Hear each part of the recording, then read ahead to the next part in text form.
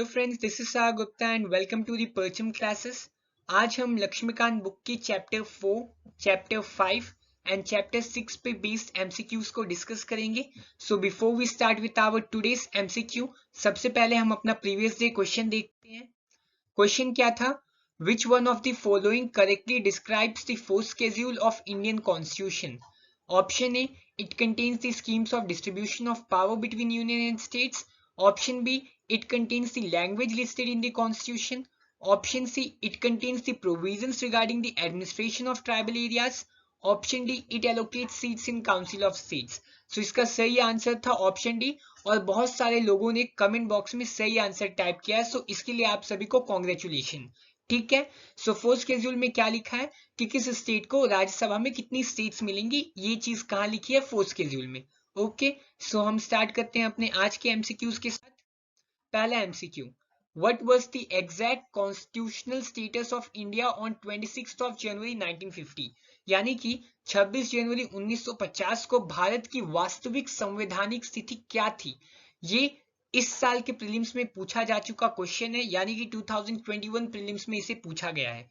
Option A, a democratic republic. Option B, a sovereign democratic republic. Option C, a sovereign secular democratic republic. Option D, a sovereign socialist secular democratic republic. So इसका सही answer है option B, a sovereign democratic Republic.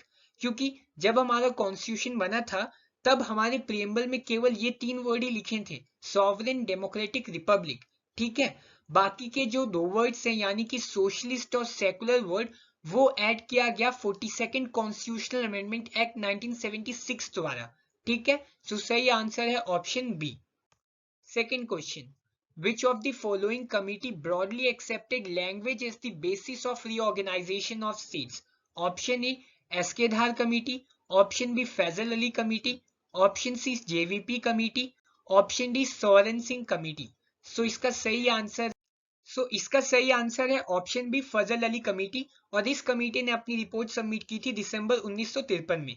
इससे पहले जो committee बनी थी, यानी कि जो एसके धार कमेटी थी और जो जेवीपी कमेटी थी, उन्होंने लैंग्वेज को एक स्टेट्स रीऑर्गेनाइजेशन का बेसिस बनाना बिल्कुल ही इनकार कर दिया था। लेकिन जब फजल अली कमेटी आई, उसने बोला कि हम लैंग्वेज को ब्रॉडली एक्सेप्ट कर सकते हैं ऐसा basis of reorganisation of state. अब फजल अली कमेटी बनाने की जरूरत क्यों थी जब पहली 2 कमेटी ने इनकार कर दिया था?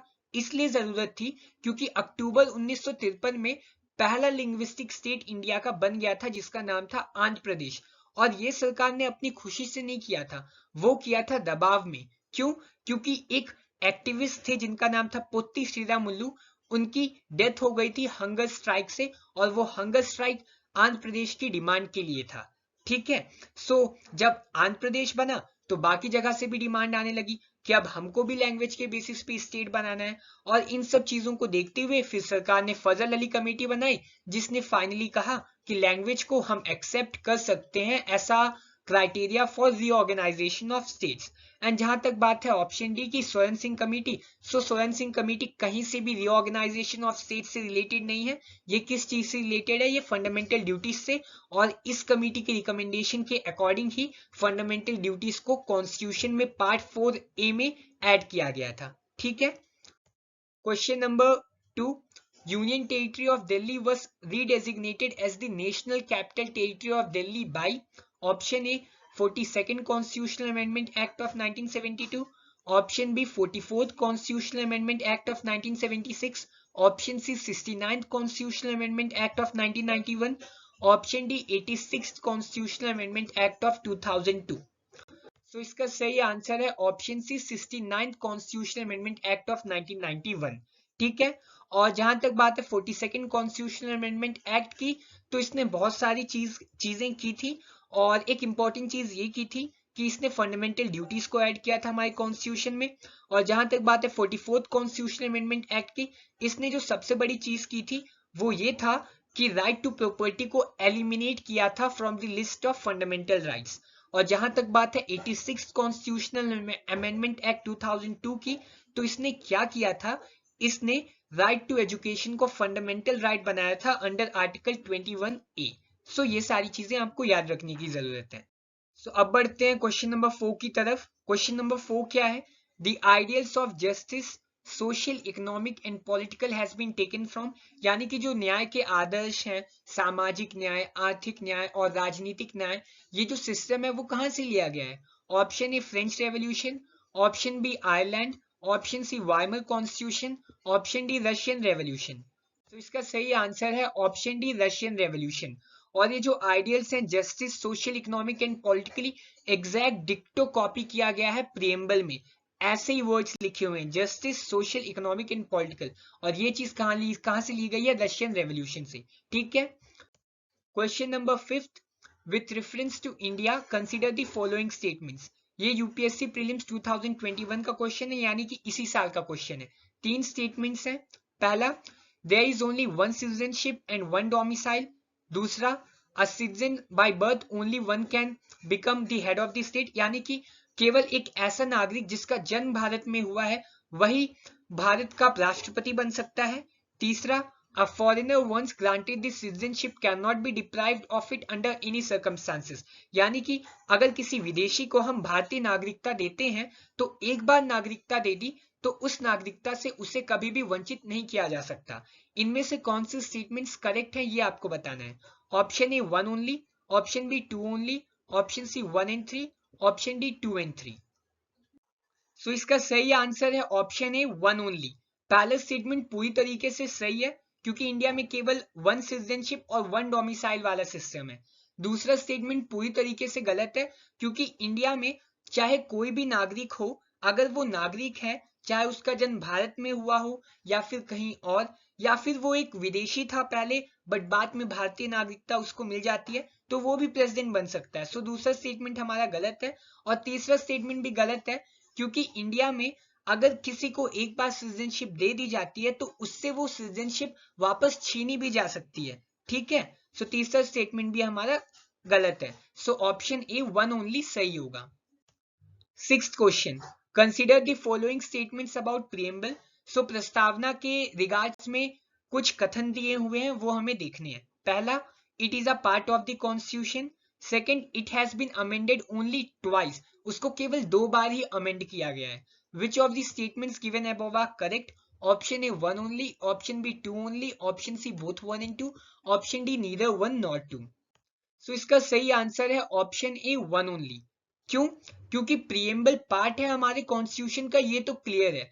सुप्रीम कोर्ट ने केशवानंदा भारती केस में क्लियरली कह दिया है कि preamble is indispensable part of the Indian constitution.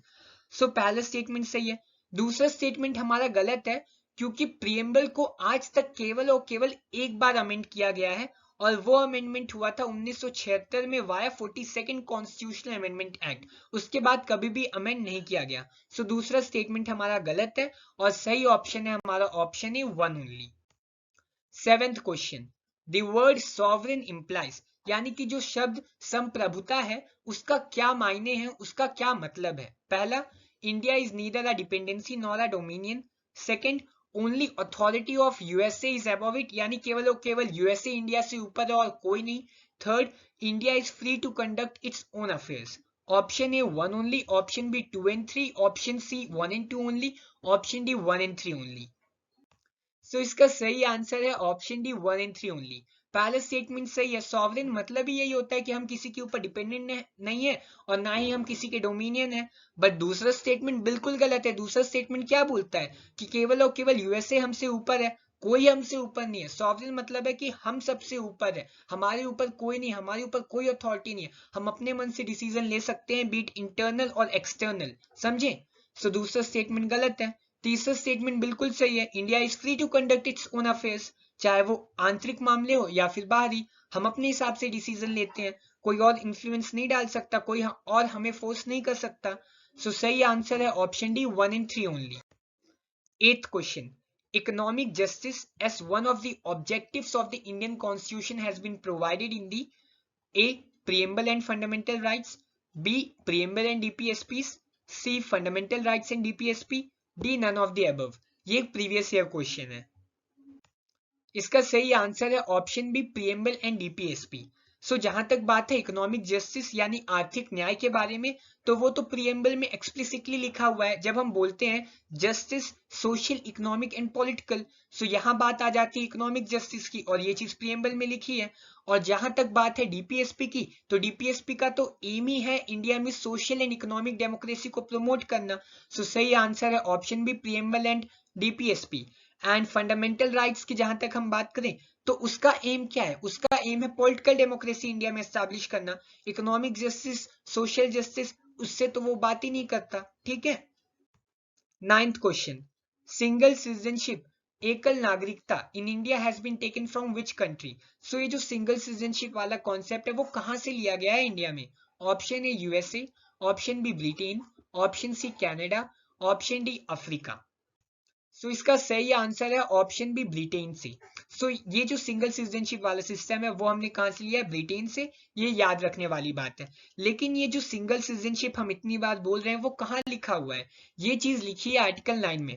Article 9 क्या कहता है कि no person shall be the citizen of India if he or she has voluntarily acquired the citizenship of any foreign state। यानी कि अगर किसी भारतीय नागरिक ने किसी और देश की नागरिकता अपनी स्वयं की स्वीकृति से क्या बोलते हैं एक्सेप्ट की है, तो वो इंडिया का सिटीजन अब नहीं कहलाएगा। यानी कि एग्जांपल आप ले सकते हो सुंदर पिचाई का। तो सुंदर पिचाई पहले इंडियन थे, लेकिन बाद में वो अमेरिका गए और वहां उन्होंने यूएसए की सिटीजनशिप ले ली, तो अब वो एक इंडियन सिटीजन नहीं है। ठीक है। तो वो क्यों नहीं है? क्योंकि आर्टिकल 9 हमारे देश में डबल सिटीजनशिप अलाउ नहीं करता। ठीक है। सो 9th क्वेश्चन हो गया। 10th question, the modified version of what forms the preamble of present constitution? Option A Nehru report, option B objective resolution, option C Cripps proposal, option D tryst with destiny।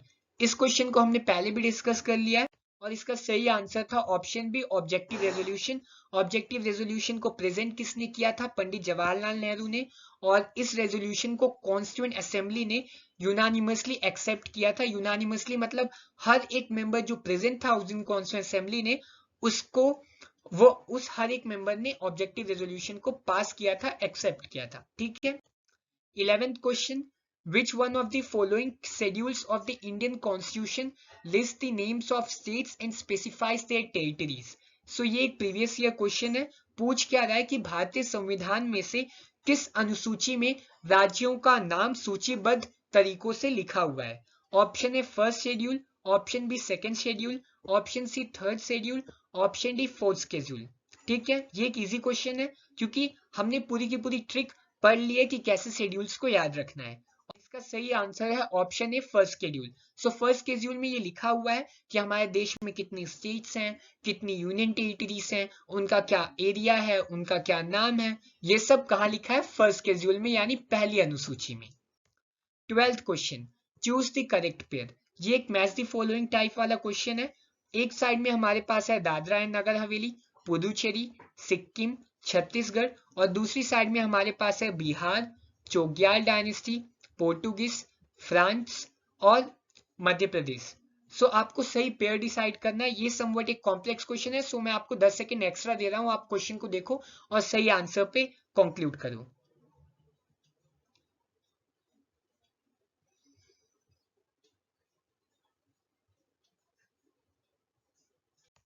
सो इसका सही answer है option सी। Option C कैसे? क्योंकि हमें यहाँ सही pair found करना था। अब दादरा एंड नगर हवेली, आप इन पांचों चीजों में से सबसे ज्यादा किससे रिलेट कर सकते हो? आप रिलेट कर सकते हो पोर्टुगीज के साथ, क्योंकि जब इंडिया का इंडिपेंडेंस हो गया था उसके बाद भी दादरा एंड नगर हवेली किससे कंट्रोल में था? पोर्टुगीज के कंट्रोल में था। तो 1 का सी। फिर पुदुचेरी को आप कनेक्ट कर सकते हो फ्रांस के साथ। ठीक है। पुदुचेरी में किसका रूल था? फ्रांस का। फिर सिक्किम को आप कनेक्ट कर सकते हो चोग्याल डायनेस्टी के साथ। क्यों? क्योंकि सिक्किम जो है 1975 से पहले वो केवल एक प्रोटेक्टोरेट था, वो एक इंडिया का स्टेट नहीं था, और वहां कौन रूल करती थी? Chogyal dynasty. But later on जब 36 कॉन्स्टिट्यूशनल अमेंडमेंट एक्ट 1975 आया तो सिक्किम को इंडिया का एक फुल फ्लेज स्टेट बना दिया गया। अब चौथा है छत्तीसगढ़। छत्तीसगढ़ को आप किससे रिलेट कर सकते हो? दो बचे हैं, बिहार और मध्य प्रदेश, है ना। तो छत्तीसगढ़ बिहार तो नहीं होगा, क्या होगा? मध्य प्रदेश, क्योंकि छत्तीसगढ़ बना कब था? 2000 में। सन 2000 में, और 2000 से पहले वो किसका पार्ट था? वो मध्य प्रदेश का। सो 4 का क्या होगा? ई, और हमारा करेक्ट पेयर है ऑप्शन सी। ठीक है। 13th question, choose the correct pair. यहाँ आपको कुछ पेयर्स दिए हैं, अब इन पेयर्स में से कौन सा पेयर सही है वो आपको बताना है। हैदराबाद के सामने लिखा है बाय रेफरेंडम, जूनागढ़ के सामने लिखा है by police action, and Jammu and Kashmir के सामने लिखा है by instrument of accession. Option A 1 only, option B 1 and 2 only, option C 2 and 3 only, and option D 3 only. So इसका सही आंसर क्या है वो आपको बताना है। सो इसका सही आंसर है ऑप्शन डी 3 ओनली, क्योंकि जो हैदराबाद था हमारा, उसको जो है रेफरेंडम के थ्रू नहीं बल्कि पुलिस एक्शन के थ्रू लिया गया था, और उस पुलिस एक्शन को नाम दिया गया था ऑपरेशन पोलो। ठीक है। और जो जूनागढ़ था उसको पुलिस एक्शन के थ्रू नहीं बल्कि उसको रेफरेंडम के थ्रू लिया गया था। ठीक है। और Jammu and Kashmir, as everyone know, by instrument of accession, जो राजा हरि सिंह ने साइन किया था। सो केवल और केवल जो सही है वो है जम्मू एंड कश्मीर वाला। So option D 3 only. 14th question, consider the following statements. 3 statements हैं। अब इन 3 स्टेटमेंट्स में से कौन से सही है कौन से गलत हैं ये आपको बताना है। पहला, India is a indestructible union of indestructible states. Second, the term federation is not explicitly mentioned in Indian constitution, यानी कि जो भारतीय संविधान है उसमें फेडरेशन टर्म कहीं भी स्पष्ट रूप से लिखा नहीं है। तीसरा, स्टेट लेजिस्लेचर यानी कि जो राज्य विधायिका है वो अपने स्टेट का नाम खुद से बदल सकती हैं। अब कौन सा स्टेटमेंट यहाँ गलत है, करेक्ट नहीं है ये पूछा है। ठीक है, गलत है ये पूछा है। Option A 1 only, option B 1 and 2 only, option C 1 and 3 only, option D all of the above. So इसका सही आंसर क्या है? इसका सही आंसर है ऑप्शन सी 1 एंड 3 ओनली, क्योंकि पहला स्टेटमेंट और तीसरा स्टेटमेंट पूरी तरीके से गलत है। इंडिया एक इंडिस्ट्रक्टिबल यूनियन है, इसमें तो कोई शक नहीं है, बट जो स्टेट्स हैं उसके वो इंडिस्ट्रक्टिबल नहीं है, उनको डिस्ट्रॉय किया जा सकता है। For example Jammu and Kashmir, वो एक पहले स्टेट था लेकिन फिर बाद में सरकार ने क्या किया 2019 में, उस स्टेट को डिस्ट्रॉय कर दिया एंड उसको क्या कर दिया, बाइफरकेट कर दिया ऐसा 2 यूनियन टेरिटरी, एक जम्मू एंड कश्मीर और एक लद्दाख। सो पहला स्टेटमेंट गलत है। दूसरा स्टेटमेंट हमारा सही है, क्योंकि भले ही हमारा कॉन्स्टिट्यूशन फेडरल है बट जो टर्म फेडरेशन है वो कहीं भी लिखा हुआ नहीं है। ठीक है। और तीसरा स्टेटमेंट हमारा गलत है, क्योंकि स्टेट लेजिस्लेचर अपने स्टेट का नाम नहीं बदल सकते, केवल और केवल पार्लियामेंट के पास पावर है कि वो किसी स्टेट का नाम बदल सके, और ये चीज कहाँ लिखी है? आर्टिकल 3 में। ठीक है। सो करेक्ट ऑप्शन है option C 1 and 3 only. 15th question, consider the following statements regarding citizenship. पहला, constitution of India deals with the citizenship only till the date of its commencement. So यानी कि जो भारत का संविधान है वो केवल और केवल 26 जनवरी 1950 जो कि डेट ऑफ उसकी कमेंसमेंट है उतनी ही दिन तक नागरिकता से संबंधित बातें करता है। ऑप्शन 2 मतलब स्टेटमेंट 2 क्या है? Parliament has a power to make any provision with respect to citizenship. क्या बोल रहा है कि नागरिकता के संबंध में कोई भी प्रावधान करने की शक्ति केवल और केवल किसके पास है? संसद के पास। अब आपको बताना है कि कौन सा स्टेटमेंट इनमें से करेक्ट नहीं है, मतलब कौन सा स्टेटमेंट यहाँ गलत है ये बताना है। क्या बताना है? कौन सा स्टेटमेंट गलत है, इसमें कंफ्यूज मत होना। Option A 1 only, option B 2 only, option C both 1 and 2, option D none of the above. अब इसका आंसर मैं नहीं बताने वाला, इसका आंसर अगर आपसे बनता है तो आप कमेंट बॉक्स में टाइप करो, और जो भी आंसर होगा वो मैं नेक्स्ट लेक्चर में तो आपको बता ही दूंगा। सो इस तरीके से खत्म होते हैं हमारे आज के 15 क्वेश्चंस।